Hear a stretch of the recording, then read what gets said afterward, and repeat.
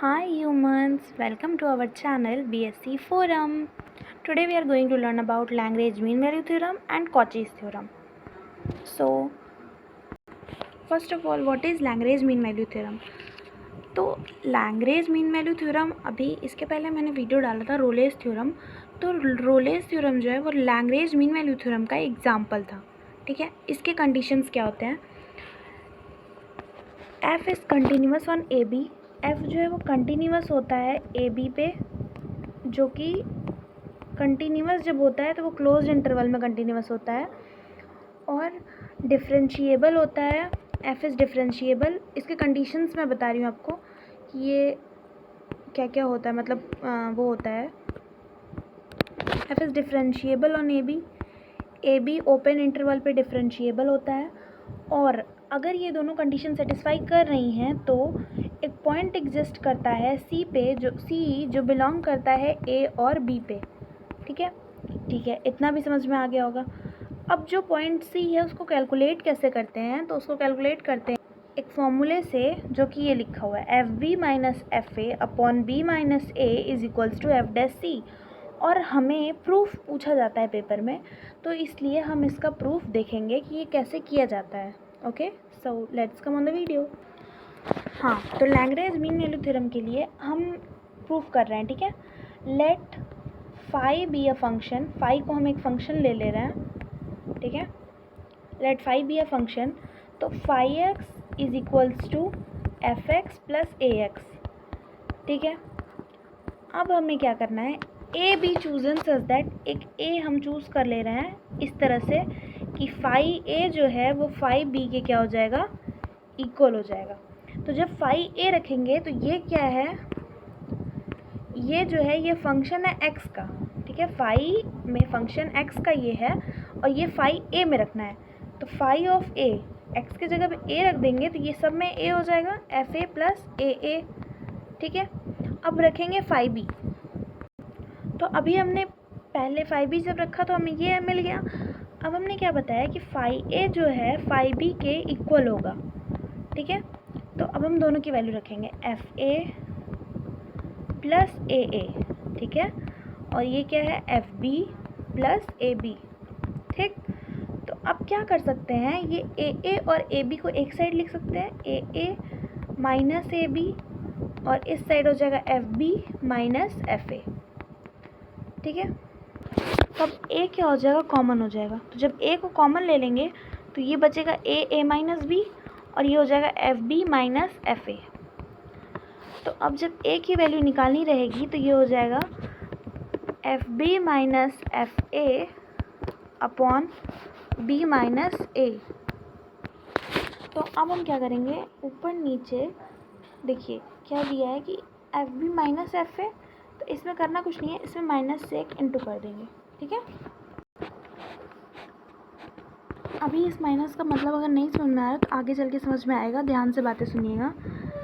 ठीक है, इसको मैं अलग डिनोट कर दे रही हूँ कि ये थोड़ा एक्स्ट्रा आ गया है। तो अब क्या बताया है कि फाई जो है एक कंटिन्यूस फंक्शन है ए बी पे, है ना, ए बी पे, और डिफरेंशिएबल फंक्शन है ए बी पे।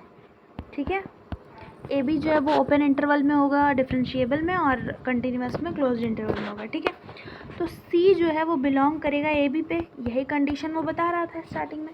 ठीक है, वही लिख दी है। अब हम क्या लेते हैं कि फाई डैश सी जो है वो इक्वल्स टू ज़ीरो ले लेते हैं। अब भाई दिमाग में तो यही घूम रहा होगा, क्यों ज़ीरो लिया भाई? ठीक है, तो बताते हैं क्यों ज़ीरो लिया। ज़ीरो इसलिए लिया क्योंकि रोलेस थ्योरम का जब हम कंडीशन पढ़े थे तो उसमें हम बताए थे कि एफ डैश सी जो होता है वो इक्वल्स टू ज़ीरो होता है, बताया गया था। तो रोलेस थ्योरम से phi dash C is equals to zero ले लिया गया है, किससे, रोलेस थ्योरम से। इसको दिखाना पड़ेगा, ठीक है, कि रोलेस थ्योरम से हमने लिया है। तो अब क्या करेंगे कि फाई डैश एक्स को इक्वल कर देंगे एफ डैश एक्स के। ठीक है, कर दिए। अब दिया हुआ है कि फाई डैश सी जो है वो इक्वल्स टू ज़ीरो है। ठीक, तो ये क्या है, ये भी एक्स है, ये भी एक्स है। तो अब लिखेंगे f dash C plus a is equals to zero. ठीक, यहाँ सी रख देंगे, तो f dash C plus a is equals to zero.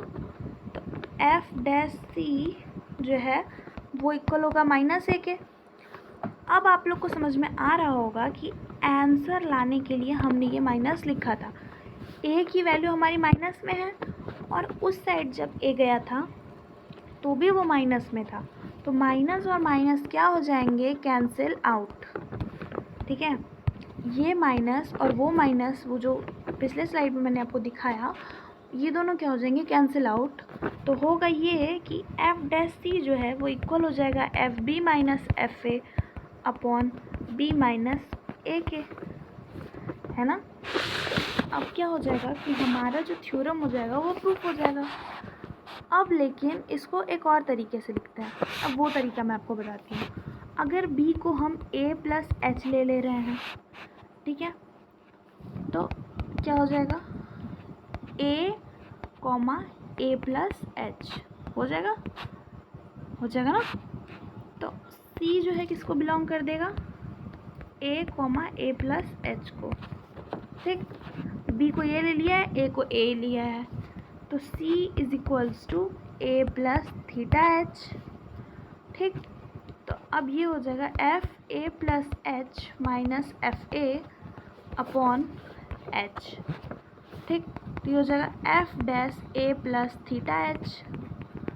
ठीक है, अब हम क्या करेंगे कि जब इसको सॉल्व करेंगे तो ये हो जाएगा f a plus h minus F A. इस एच को जो डिनोमिनेटर में था उसको इधर लेके आ गए, H F dash a plus theta H हो गया।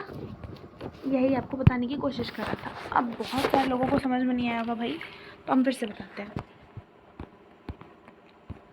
यही नहीं समझ में आया ना कि सी कैसे बिलोंग किया, एक सेकेंड, यहाँ से नहीं समझ में आया होगा कि बी को ए प्लस एच क्यों लिखे, क्योंकि हम मान रहे हैं कि अगर बी जो है वहाँ पर ए प्लस एच लिखा हुआ है, ठीक है, तो अगर वहाँ पर बी जो है वो ए प्लस एच लिखा हुआ है, इसका क्या मतलब है, एफ बी की वैल्यू जो है वो ए प्लस एच है। ठीक, लेकिन हाँ, एफ बी की वैल्यू ए प्लस एच है, तो क्या किया है कि जब एफ बी की वैल्यू ए प्लस एच हो जाएगी तो एफ ए की वैल्यू तो ए ही होगी ना। तो जब देखिए, जब यहाँ बी प्लस एच रखेंगे इस वाले फॉर्मूले में, जब हम यहाँ बी प्लस एच रखेंगे, B plus H sorry A plus h minus A, तो ए तो कैंसिल आउट हो जाएगा ना, एच ही बचेगा। तो इसलिए हम इसकी वैल्यू क्या रख लिए हैं, ए रख लिए हैं, तो ए प्लस एच हो गया। तो अब हमारा जो फंक्शन तैयार हुआ वो हो गया ए प्लस एच। ठीक, तो सी हम किसको बिलोंग कर दिए हैं, उसी को, सी हम इसको ही बिलोंग कर दिए हैं। तो जब सी इतना हो गया है तो सी की वैल्यू ए प्लस थीटा एच हो जाएगी ना। तो जब ए प्लस थीटा एच हो जाएगी तब यहाँ वैल्यू रख दिए हैं एफ बी की वैल्यू ए प्लस एच थी और एफ ए अपॉन एच। अब ये क्या किया है कि जब इसको सॉल्व करेंगे तो ये आ जाएगा F dash a plus theta h. ठीक है, क्योंकि ये डिफरेंशिएशन का फॉर्मूला होता है ना, ये डिफरेंशिएशन का फॉर्मूला होता है, इस पॉइंट पे डिफरेंशिएशन होगा तो वो आंसर आएगा। तो अगर आपको ये बता रहा है इसमें कि अगर जैसे आपका एफ डैश सी ना दे करके, मतलब कोई पॉइंट पे ना दे करके आपको ऐसे फंक्शन के रूप में दे दिया कि ए प्लस एच या ए फॉर्म में, तो आप डायरेक्ट फॉर्मूला पुट करके आंसर ले आ सकते हैं। अब हम आते हैं ज्योमेट्रिकल इंटरप्रिटेशन पे। उसके पहले आप लोग एकदम क्लियरली इसका सॉल्यूशन देख लीजिए। तो अब हम आ गए हैं इसके पूरे सॉल्यूशन पे। तो देखिए, अब इसमें देखिए लिखा हुआ है कि Lagrange mean value theorem if F is the function such that, इसमें पहले कंडीशन बताया कि कंटिन्यूअस होना चाहिए ए बी पे, फिर डिफरेंशिएबल होना चाहिए ए बी पे, फिर उसके बाद एक पॉइंट एग्जिस्ट करना चाहिए सी जो बिलोंग करे ए बी पे, और वो एफ डैश सी जो हो वो इसके इक्वल हो। ठीक है, अब इसका प्रूफ देख लीजिए। जब फाई को हम एक फंक्शन लेंगे तो फाई मतलब फाई को एक फंक्शन ले लेते हैं, ठीक है, फिर फाई एक्स की वैल्यू क्या हो जाएगी, F X plus A x होगी नहीं, इसको हम लिए हैं, टेक किए हैं। तो phi a plus phi b, phi a equals to phi b equal कर दिए हैं, फिर उसके बाद उसमें वैल्यू पुट किए हैं तो इतना आया है। ये निगेटिव इसलिए आया है क्योंकि हमें लास्ट में आंसर लाना है। प्रूफ में कभी भी अपना दिमाग नहीं लगाना चाहिए, क्योंकि जिस तरह से आंसर जिस चीज़ की नीड होती है ना वही चीज़ हमें करनी पड़ती है। ठीक है, जब मैं छोटी थी मुझे भी बहुत दिक्कत होती थी कि क्यों ऐसे हो रहा है, क्यों ऐसे हो रहा है। होता है क्योंकि ये फैक्ट है। बाय द वे मैं आपको उसके पीछे का रीज़न भी बता चुकी हूँ कि किस लिए हो रहा है। तो देखिए, तो फिर क्या बताया कि फाई जो है वो कंटिन्यूस फंक्शन है। एक सेकंड, मेरे इस लाइन खींचने में मुझे लग रहा है आपको समझ में नहीं आ रहा होगा। तो फाई जो है वो कंटिन्यूस फंक्शन है ए बी पे, और फाई जो है डिफरेंशिएबल फंक्शन है ए बी पे। Therefore c belongs to a b, इसलिए सी जो है वो बिलोंग करेगा ए बी पे। जब एफ फाई डैश सी जो है 0 की इक्वल हो रहा है रोलेस थ्योरम से, तो फाई डैश एक्स जो है वो एफ डैश एक्स की इक्वल हो जाएगा। तो phi dash C is to 0 हो जाएगा। तो f dash C plus a is to 0। जब ए इधर प्लस था तो इधर जाएगा तो माइनस हो जाएगा। जो वो वाला जो ये वाला माइनस आया है, ये इक्वेशन और ये इक्वेशन माइनस से माइनस कैंसिल आउट हो जाएगा। तो ये आंसर आ जाएगा f c is equals to F B minus F A. ठीक है, तो इसी तरह आपको पेपर में करना रहता है। तो मैं पूरा एक बार दिखा देती हूँ आप लोग को, देख लीजिए।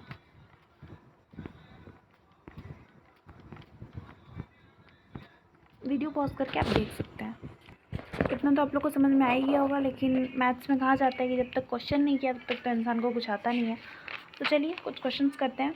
तो हम एफ एक्स को जो है, एफ एक्स को हम ले लेते हैं,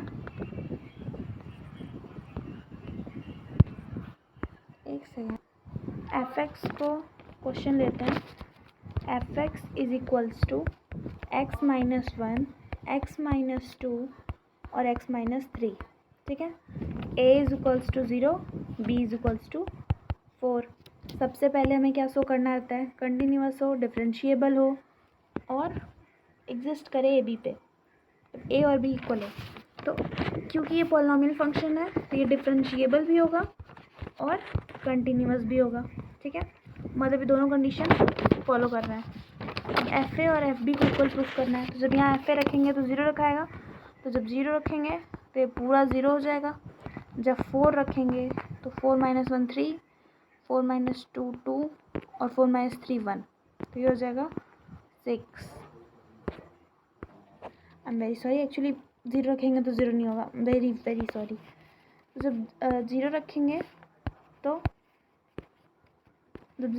तो क्या होगा, F0 रखेंगे तो ये हो जाएगा -1, -2 और -3, ये हो जाएगा -6, है ना। तो ये हो जाएगा -6।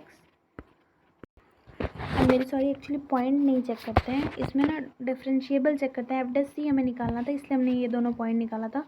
मेरे बिल्कुल दिमाग से उतर गया था कि ये लैग्रेंज मीन थ्योरम है और ये रोले थ्योरम नहीं है। तो इसमें फॉर्मूला पे पुट किए हैं F B minus F A upon B minus A, जो कि हमने थोड़ी देर पहले प्रूफ किया। तो एफ बी जो है, बी की वैल्यू जो है F0 दी हुई थी, तो F0 पहले रख के देखे हैं तो आया है -6। फिर F4 रख के देखे हैं तो ये आया है 6। तो ये हो गया -6 प्लस 6, क्योंकि माइनस माइनस प्लस हो जाएगा, और b माइनस ए मतलब 4 हो जाएगा। तो ये हो गया 3, मतलब एफ डैश सी जो है वो इक्वल हो गया 3 के। एफ डैश सी जो है वो 3 के इक्वल हो गया। अब निकालेंगे F dash x. F dash x is equals to x minus 1, x minus 2 और x minus 3। 3x square minus 12x plus 11, इसको इंटू करके डिफ्रेंशिएट कर लेंगे तो पता चल जाएगा आंसर कितना आ रहा है। ठीक है, तो एफ डैश एक्स जो इतना आ गया। अब एफ डैश सी निकालेंगे, तो एफ डैश सी जो है उसकी वैल्यू क्या है, 3 है, तो 3 लिख देंगे। 3x स्क्वायर, अरे 3c स्क्वायर माइनस 12c, क्योंकि यहाँ c रखे हैं ना, 12c प्लस 11। अब क्योंकि एफ डैश सी जो है वो 3 के इक्वल है, तो अब जो हमारी वैल्यू आई है उसको भी हम 3 के इक्वल रखेंगे तो आंसर आएगा 3c square minus 12c plus 11 is equals to 3। तो c की वैल्यू आ जाएगी 12 plus minus √48 upon 6। Siddhacharya rule लगेगा तो हो जाएगा ये। ठीक है, तो इसको जब और भी सिंप्लीफाई करेंगे तो ये आएगा 6 प्लस माइनस √3 अपॉन 3। तो ये जो है ये पॉइंट मिलेगा हमें इस फंक्शन में। उम्मीद यही करती हूँ कि आप लोग को ये क्वेश्चन समझ में आ गया होगा। आइए एक क्वेश्चन और देखते हैं। fx बहुत सारे लोग को नहीं समझ में आया होगा, तो अब ध्यान से कोशिश करेंगे समझने की, ना समझ में आ जाएगा। ये लास्ट एग्जांपल देनी है, उसके बाद खुद से करना पड़ेगा सबको। क्वेश्चन क्या है? fx is equals to x minus 1 का whole square plus 2 for all x belongs to 0 and 1। Polynomial function है तो कंटिन्यूअस और डिफरेंशिएबल, कंटिन्यूअस एंड डिफरेंशिएबल, ठीक है, ये दोनों होगा, ठीक है। अब हमें क्या करना है? एफ डैश सी निकालना है। तो एफ डैश सी का वैल्यू क्या होता है? F B minus F A upon B minus A. तो एफ बी की वैल्यू क्या दी हुई है? ए की वैल्यू 0 दी हुई है और बी की वैल्यू 1 दी हुई है। रखो वैल्यू, जब 1 रखेंगे तो 2 आ जाएगा और 0 रखेंगे तो 3 आ जाएगा। तो अब इसमें वैल्यू रखेंगे f1 2 minus 3 upon b minus A में हो जाएगा 1 तो हो जाएगा -1 अपॉन 1। कितना हो गया? -1, मतलब c की वैल्यू कितनी आई? -1। अब हम एफ डैश एक्स निकाल लेंगे तो वो हो जाएगा 2x माइनस 2। सॉल्व कर लेंगे, निकल जाएगा। तो अब 2c minus 2 is equals to, F dash C की वैल्यू -1 आई थी, तो 2c is equals to -1 plus 2 1, तो c इज इक्वल्स टू 1/2। तो आंसर कितना आ गया? c मतलब पॉइंट कितना आ गया? c is equals to 1/2। अब हम लोग पढ़ेंगे Cauchy mean value theorem. Sorry, geometrical interpretation मैंने नहीं बताया आप लोग को। तो इसमें क्या हो जाएगा? F B minus F A upon B minus A है, तो ये हो जाएगा tan अल्फ़ा के इक्वल, जो कि एफ डैश सी के इक्वल रहेगा, ठीक है। तो उसके बाद क्या किए हैं हम? ऐसे लाइन खींचेंगे, ये हो जाएगा x is equals to a, ये हो जाएगा x is equals to b, ये हो जाएगा एफ ए, ये जो पॉइंट है, और ये हो जाएगा एफ बी। ये हो गया। तो यहाँ से एक टेंजेंट जाएगा, वही मतलब there exist a point on curve, ये जो कर्व है यही समझ लीजिए कर्व है, at which tangent is parallel to the chord. Tangent जो है वो पैरेलल हो जाएगा कॉर्ड के, ठीक है। ज्योमेट्रिकल इंटरप्रिटेशन थोड़ा इम्पोर्टेंट होता है क्योंकि इसी से क्वेश्चन समझ में आते हैं। अब हम लोग पढ़ेंगे कॉची मीन वैल्यू थ्योरम। तो कॉची मीन वैल्यू थ्योरम में क्या होता है कि इसका हम लोग प्रूफ इसका खुद से कर लेना, हम सिर्फ थ्योरम बताते रहे आपको। Let f x and g x be two function. अब इसमें जो होता है एफ एक्स और जी एक्स होता है, जैसे उसमें ए और बी था, इसमें f x and g x होता है two functions, so that f x और जी एक्स जो है वो कंटिन्यूअस हो। पहला जो रूल होता है इसमें भी कंटिन्यूअस का होता है, ए बी क्लोज इंटरवल पे कंटिन्यूअस हो। उसके बाद डिफरेंशिएबल हो ओपन इंटरवल में, और जी डैश एक्स जो है इसमें नॉट इक्वल टू 0 होता है। ये सबसे ज़्यादा इम्पॉर्टेंट होता है कि जी डैश एक्स जो है वो नॉट इक्वल टू 0 हो। उसके बाद for any value of x belongs to a b, कोई भी वैल्यू रहेगी वो एक्स की ए बी से बिलोंग करेगी, तो there exist a point c belongs to a b. तो अब इसका क्या फॉर्मूला होता है? जो नया वाला होता है ये होता है F B minus F A upon G B minus ji A is equals to F dash C upon G dash C, ठीक है। ये इसका फॉर्मूला होता है कॉची मीन वैल्यू थ्योरम का, एक पॉइंट सी निकालने के लिए। इसका क्या रूल होता है? इसमें देखिए एफ एक्स और जी एक्स दो फंक्शन होते हैं, जैसे उसमें ए और बी थे। उसके बाद इसमें पहला ये एकदम सेम रूल होता है कि एफ एक्स जी एक्स जो है वो कंटिन्यूअस हो क्लोज्ड इंटरवल ए बी पे, और डिफरेंशिएबल हो ओपन इंटरवल ए बी पे। और जी डैश एक्स जो उसमें एक नया होता है, जी डैश एक्स जो वो नॉट इक्वल टू 0 हो फॉर एनी वैल्यू, कोई भी वैल्यू एक्स जो है वो बिलोंग करती है ए बी के। तो फिर एग्जिस्ट करता है पॉइंट सी जो बिलोंग करता है ए बी पे, तब जब F B minus F A upon G B minus ji A जो है वो इक्वल हो F dash C upon G dash C के। अब खुद से बोली हूँ प्रूफ करने के लिए, तो आधे लोग तो इसमें ये बोलेंगे कि खुद तो आता नहीं है कुछ, बस बोल देती हैं। तो चलो भाई मैं करा देती हूँ। एफ एक्स ए जी एक्स, ठीक है, इसमें हम फाई एक फंक्शन ले रहे हैं जो कि F X plus A ji x के इक्वल हो। अब हम इसे प्रूफ करेंगे। तो ए बी चूज़न इस तरह से चूज़ करेंगे कि फाई ए जो है फाई बी के इक्वल हो जाए, ठीक है। तो इसके अकॉर्डिंग एफ ए हो जाएगा प्लस ए जी ए हो जाएगा इक्वल्स टू एफ बी हो जाएगा प्लस ए जी बी हो जाएगा। अब ए जी बी इस साइड ले आएंगे, A G A minus A G B is equals to F B minus F A, ठीक है। तो अब क्या करेंगे हम लोग कि ए को कॉमन ले लेंगे, तो इसमें हो जाएगा G A minus G B is equals to F B minus F A की वैल्यू अगर इधर रखेंगे तो ये आ जाएगा F B minus F A upon G B minus ji A. क्योंकि इसमें भी सेम वही उसी तरह से होगा तो यहाँ भी माइनस लग जाएगा। उसके बाद सी क्योंकि बिलोंग करेगा जीरो को, जी बिलोंग नहीं करेगा जीरो को, लेकिन सी तो बिलोंग करेगा जीरो को। तो फाई डैश सी जो है वो हो जाएगा F dash C plus A G dash C is equals to zero. तो ये हो जाएगा F dash C upon G dash C is equals to minus A जब करेंगे तो वो अपॉन में चला जाएगा। देखो जब माइनस करेंगे तो माइनस ए जी डैश सी इस साइड आ जाएगा ना, तो फिर उसके बाद जी डैश सी को इधर लाने के लिए ये पूरा ए जी डैश सी इस साइड आ जाएगा, उस साइड चला जाएगा। तो क्या हो जाएगा कि ए माइनस ए इस साइड यहीं पर लिखाएगा और जी डैश सी नीचे आ गया, ठीक है। समझ में आया? समझ में आ गया होगा। तो ये माइनस ए के इक्वल हो जाएगा। अब माइनस ए की जो वैल्यू है ये वो रख दो, F dash C upon G dash C is equals to F B minus F A upon G B minus जी ए, ठीक है। तो ये आपका कॉची मीनल थ्योरम हो गया। अब क्वेश्चंस कर लेते हैं तो वो ज़्यादा क्लियर हो जाएगा। F dash C upon G dash C is equals to F B minus F A upon G B minus जी ए, ठीक है। यही आपका फॉर्मूला है कॉची मीनल थ्योरम का। एक पॉइंट सी निकालो।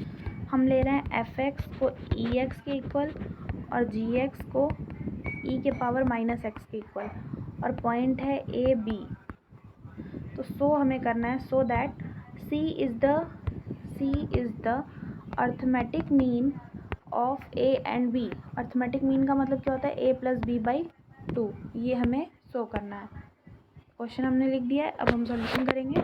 तो f dash x is equals to क्या हो जाएगा? ई के पावर एक्स, और जी डैश एक्स क्या हो जाएगा? माइनस ई के पावर माइनस एक्स, क्योंकि ये माइनस एक्स था। जब उसका डिफ्रेंशिएशन करेंगे तो माइनस फ्रंट पे आ जाएगा, और ई के पावर एक्स का डिफ्रेंशिएशन ई के पावर एक्स ही होता है। तो अगर ई के पावर माइनस एक्स रहेगा तो ई के पावर माइनस एक्स ही रहेगा। तो अब क्या करेंगे? ई एक्स अपॉन माइनस ई के पावर माइनस एक्स, तो ये हो जाएगा ई बी माइनस ई ए, यही तो फॉर्मूला था। और ये हो जाएगा ई के power minus B minus E के पावर माइनस ए। यहाँ माइनस लगा करके पॉजिटिव कर देंगे क्योंकि अच्छा नहीं लग रहा है ना, यहाँ पर इधर माइनस लिखेंगे तो अच्छा नहीं लगेगा, इसलिए। अब हम क्या करेंगे? माइनस ऑफ ई के पावर सी अपॉन ई के power minus C is equals to E के power minus A dot E B minus 1 upon E minus B 1 minus E के power minus A dot E B. ये थोड़ा सा tough पड़ जा रहा है, एक सेकेंड रुक जाइए। इसके पहले ये अभी कराएंगे, जस्ट अभी कराएंगे, प्लीज़ वेट करिए, ज़रूर कराएंगे। इसके पहले एक क्वेश्चन करिए कि वेरीफाई कॉचीज़ मीन थ्योरम वेरीफाई करना है for the function x square and x cube. Function है और इंटरवल है 1 और 2 में, ठीक है। तो सबसे पहले क्या करेंगे कि एफ एक्स जो है वो एक्स स्क्वायर के इक्वल हो जाएगा, ठीक है, और जी एक्स जो है वो एक्स क्यूब के इक्वल हो जाएगा। अब किस किस को दिक्कत है भाई? जी एक्स जो है वो एक्स क्यूब के इक्वल हो जाएगा। तो अब हम क्या करेंगे कि अब फॉर्मूला क्या है? ये इसके इक्वल है, ठीक है। तो एफ एक्स में एफ बी रख देंगे। अब बी की वैल्यू क्या है? बी की वैल्यू आपका, क्योंकि वो दिया होता है इंटरवल, तो बी की वैल्यू 2 है और ए की वैल्यू 1 है। तो b की वैल्यू 2 है, तो f2 माइनस f1, और g में भी वैसे ही रख देंगे, gb मतलब f2 minus g2 minus g1। ठीक है, अब जब दोनों में हम फटाफट वैल्यू रखेंगे तो क्या होगा, तो ये हो जाएगा 4 माइनस 1 अपॉन 8 माइनस 1, क्योंकि इसमें क्या देखिए g में जो था वो x क्यूब था। ठीक है, तो जब उसमें 2 रखेंगे तो 8 हो जाएगा, उसमें x स्क्वायर था इसलिए 4 हो गया। 3/7 कितना आ गया, 3/7। तो f dash x is equals to F x जो है वो एक्स स्क्वायर के इक्वल था, तो एफ डैश एक्स किसके इक्वल हो जाएगा, 2x के। उसी तरह जी डैश एक्स जो है एक्स क्यूब के इक्वल था, तो ये कितना हो जाएगा 3x स्क्वायर के। तो अब हम क्या करेंगे, F dash C upon G dash सी, यही फॉर्मूला था। जी डैश सी जो है वो इक्वल है किसके, फॉर्मूला अभी इसका निकाले है ना, एफ डैश जी एक्स की वैल्यू, तो वो एक्स के टर्म में था 2x, तो इसमें लिख देंगे 2c अपॉन 3c स्क्वायर। तो ये स्क्वायर से ये कट जाएगा, तो 2/3c हो जाएगा। अब जब इसको वैल्यू में पुट करेंगे तो ये हो जाएगा 2/3c इज इक्वल्स टू 3/7। अब इसमें c वैल्यू निकलेगी कि नहीं निकलेगी, 14 इज इक्वल्स टू 9c। तो c की वैल्यू क्या हो जाएगी, 14/9 हो गई। तो मतलब 14/9 जो है वो बिलोंग करेगा a to b इंटरवल में, जिसमें इसकी वैल्यू आएगी। मतलब ये जो है 14/9, ये पॉइंट इसका निकल गया। ठीक है, इसमें हमने क्या किया है, सबसे पहले फॉर्मूला एकदम लर्न होना चाहिए, क्योंकि लर्न करने की ज़रूरत नहीं होती है, अगर क्वेश्चन जितना हम प्रैक्टिस करते हैं उतना हमें आता जाता है। तो पहले हमने क्या किया है कि फॉर्मूला रखा है F B minus F A upon G B minus ji A is equals to F dash C upon G dash C. ठीक है, F B minus F A को हमने पहले निकाला, फिर जी बी माइनस जी ए को पहले निकाला, फिर रख दिया फॉर्मूले पे, आंसर आया। फिर F dash X upon G dash x, एक साथ भी निकालेंगे तो भी वही आएगा। एफ डैश एक्स और जी डैश एक्स को निकाला, फिर वो आया।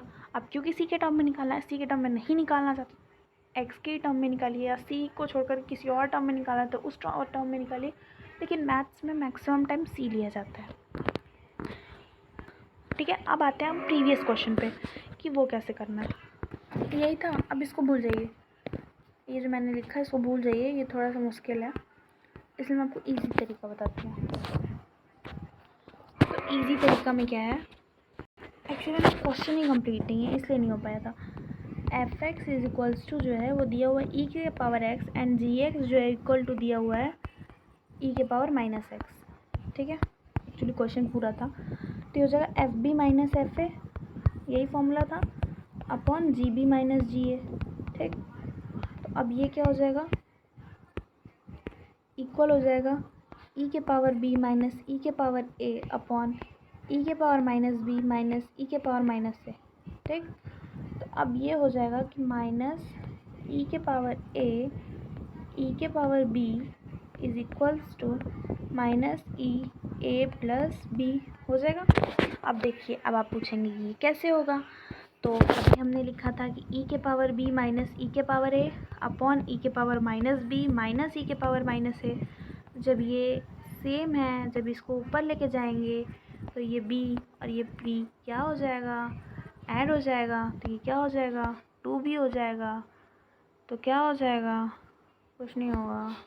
हाँ, तो मैं आपको क्या बताती, ई के पावर b माइनस ई के पावर a अपॉन ई के पावर माइनस b, ये जो है ये इसके इक्वल कैसे आया। ठीक है, अब मैं बताती हूँ, देखिए ई के पावर b माइनस ई के पावर a अपॉन ई के power minus B minus E के पावर माइनस ए। तो अब क्या करेंगे, ई के पावर ए को इसमें से कॉमन ले लेंगे, तो कितना हो जाएगा ई के पावर बी, ठीक है, डॉट ई के पावर माइनस ए होगा, क्योंकि अपॉन ई के पावर ए हो जाएगा, तो जब इसको ऊपर लेके जाएंगे तो ये माइनस ए हो जाएगा। ठीक है, फिर उसके बाद हम क्या करेंगे, -1 हो गया, ये आपका सॉल्व हो गया। अब ई के पावर माइनस बी में ई के पावर माइनस बी को कॉमन ले लेंगे, तो ये हो जाएगा 1 माइनस ई के पावर माइनस ए, क्योंकि ये माइनस बी है तो ऊपर आएगा तो बी हो जाएगा, 1 माइनस ई के पावर बी। अब ये देखिए ई के पावर माइनस ए ई के पावर बी, ई के पावर माइनस ए ई के पावर बी, तो हो गया सिमिलर। तो ये और ये कैंसिल आउट हो जाएगा, इंटू -1 से करेंगे तो दोनों में सेम आ जाएगा, ये कैंसिल आउट हो जाएगा। माइनस से इंटू कर देंगे ऊपर माइनस आ जाएगा, ठीक है।